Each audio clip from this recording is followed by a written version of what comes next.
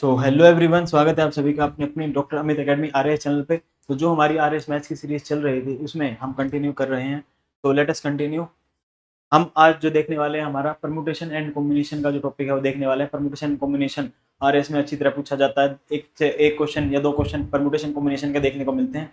उसके साथ साथ प्रोबेबिलिटी के क्वेश्चंस करने के लिए भी आपको परम्यूटेशन कॉम्बिनेशन समझना पड़ेगा। So let us start. आगे बढ़ने से पहले मैं आपको बता दूं, डॉक्टर अमित एकेडमी कंडक्ट करवा रही है जो पॉलिटी लक्ष्मीकांत का महा टेस्ट है, वो टेस्ट कंडक्ट करवाने जा रही है। 500 एमसीक्यूज का टेस्ट होगा और 5 घंटे आपको दिए जाएंगे। सबसे बड़ी बात यह है कि आपको 11,000 रुपए का जो है इनाम दिया जाएगा जो पर्सन फर्स्ट रैंक लेकर आएगा इस टेस्ट के अंदर। और आपको ये टेस्ट कहाँ पर आकर देना है? Doctor Amit academy offline centre पर ही आकर आपको टेस्ट देना पड़ेगा। तो अभी आप रजिस्टर करें, रजिस्ट्रेशन बिल्कुल फ्री है। इसी के साथ साथ इस सुनहरे मौके का लाभ उठाएं और अपनी पॉलिटी की जो नॉलेज है उसे चेक करें। चलिए, so let us start with permutation and combination. What is permutation? Permutation relates to the act of arranging all the members of a set into some sequence or order. In other words, it is set if the set is already ordered, then rearranging of its elements called process of permutation. तो permutation क्या है? अलग अलग तरीके से जो words हैं या फिर जो आइटम्स हैं उन्हें अरेंज करना। तो अरेंजमेंट को क्या कहा जाता है? परमुटेशन कहा जाता है। ये बात आपको ध्यान रखना, अरेंजमेंट को। और कॉम्बिनेशन किसे कहा जाता है? कॉम्बिनेशन आपका कहा जाता है जब आप सिलेक्ट करते हैं अलग अलग आइटम्स को स्पेसिफिकली।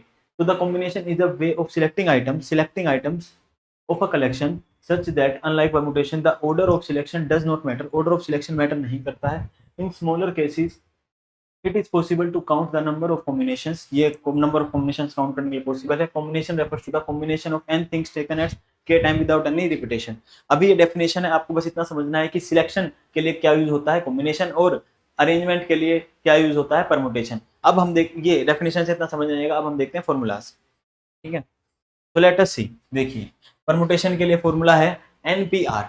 ठीक है, एनपीआर को किस तरह से लिख सकते हैं? एन क्या है? नंबर ऑफ वेज, आर क्या है? जिस तरह से आप उसे अरेंज कर रहे हैं। ठीक है, तो n factorial upon n minus r factorial, this you have to learn. ये आपको याद करना पड़ेगा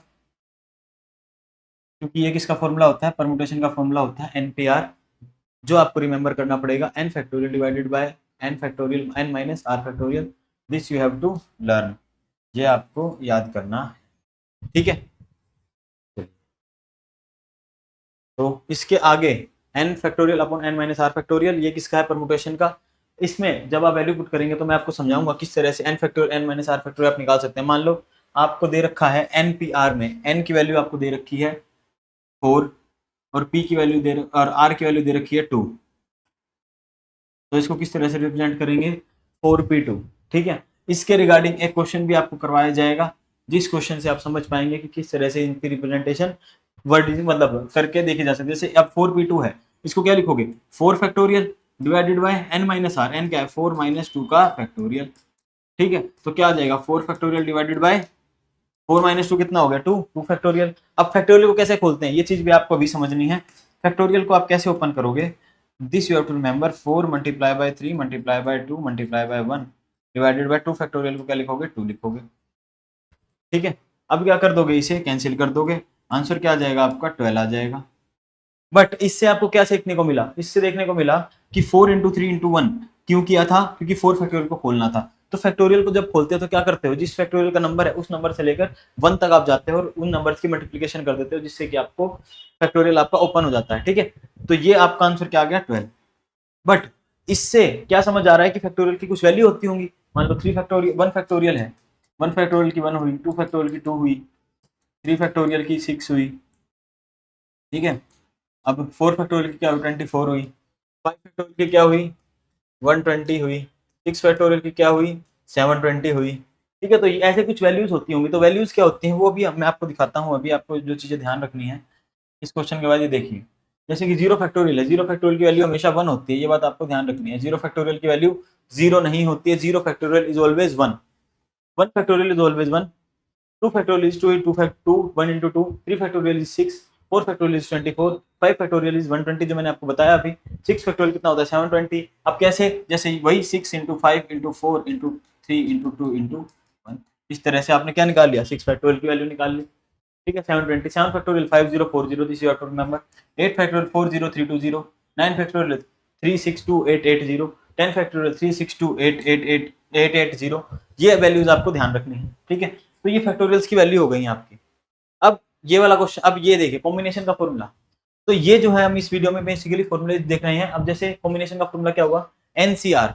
कॉम्बिनेशन का क्या फॉर्मूला होता है, nCr n factorial upon r factorial into n minus r factorial. ये जो है फॉर्मूले में चेंज आता है, क्या आता है, एक्स्ट्रा आर फैक्टोरियल जो है लग जाता है। मान लो जैसे आपने परमुटेशन का फॉर्मूला क्या याद किया था, n factorial upon n minus r factorial, ठीक है। जब आप एन सी आर निकालोगे, एनसीआर, एनसी, सी किसको रिप्रेजेंट करता है, कॉम्बिनेशन को। तो जब आप एनसीआर निकालोगे तो चेंज क्या होगा, खाली यहाँ पर जो है एक एक्स्ट्रा आर फैक्टोरियल जो है वो ऐड हो जाएगा। क्या ऐड हो जाएगा, आर फैक्टोरियल। तो फॉर्मूला क्या हो जाएगा, एनसीआर का, कॉम्बिनेशन का, n factorial upon r factorial into n minus r factorial. This is your formula for combination. इसमें भी वैल्यू पुट करोगे तो आप सिलेक्शन निकाल सकते हो, कॉम्बिनेशन निकाल सकते हो, ठीक है। जैसे देखो nCr n factorial upon r factorial into n minus r factorial, nCr कितना हुआ, एनसी एन माइनस आर को भी ऐसे लिख सकते हैं। आई होप ये समझ गए। अब ये देखिए एक सोल्व एग्जांपल आपके सामने है जिससे आपको क्लैरिटी हो जाएगी। Find the number of permutation and combination if n equal to 12 and r equal to 2। तो n 12 है तो n factorial upon n minus r factorial, npr निकाला हमने, 12 फैक्टोरियल आया, n फैक्टोरियल 12 था ना, n क्या था 12 अपॉन 12 माइनस 2, तो 11 इन 12 इंटू 11 इंटू 10 फैक्टोरियल। अब ये चीज आपको समझनी है, जो एक इंपॉर्टेंट चीज है, क्या कि अगर आपको 12 फैक्टोरियल अपॉन 10 फैक्टोरियल दे रखा है तो आप इसको सोल्व कैसे करेंगे।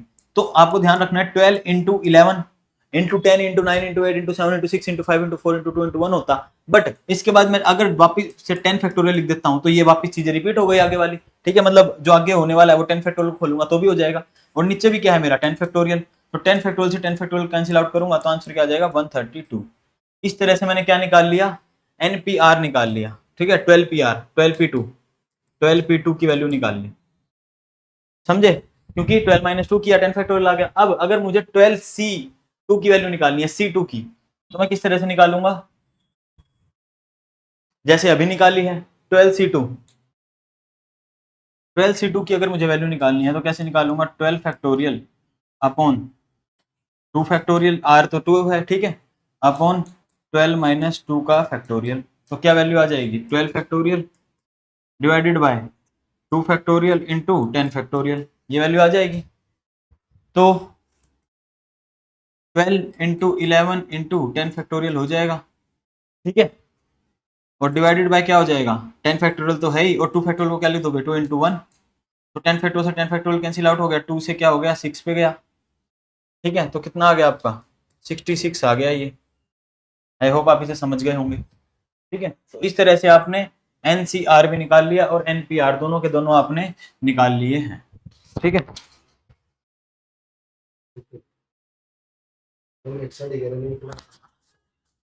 चलिए, ठीक है।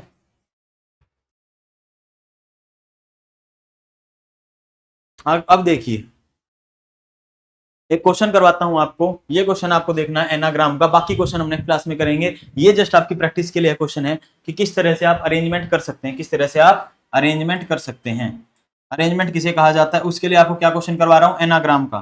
किसका क्वेश्चन, एनाग्राम का, जो कि आपके RAS में काफी ज्यादा एक्सपेक्टेड क्वेश्चन है एनाग्राम का, ठीक है। How many ways letter of the word rock can be arranged, rock के वर्ड कैसे अरेंज किए जा सकते हैं। तो आप एक बात बताइए कितने वर्ड हैं, 1 2 3 4, 4 वर्ड्स हैं, ठीक है। ये कितने वेज से भरा जा सकता है, 4 वेज से। क्यों, क्या लिख रखा है, repetition not allowed, repetition allowed नहीं है।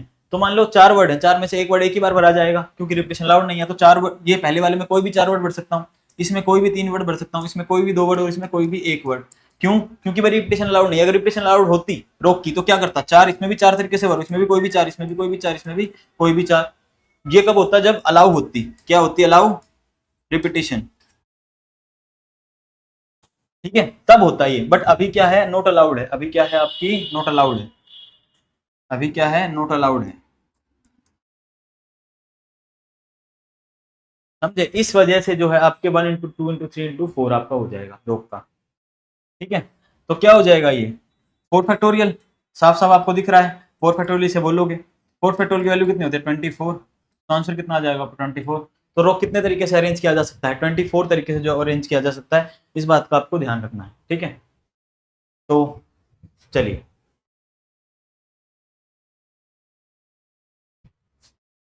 अब ये वाला क्वेश्चन जो है, ये दोनों क्वेश्चन आपके होमवर्क के लिए हैं, हम नेक्स्ट क्लास में से डिस्कस करेंगे। Both question are for your homework, we will discuss it in next class. I hope आपको ये सब समझ आ गया होगा। Thank you so much for joining.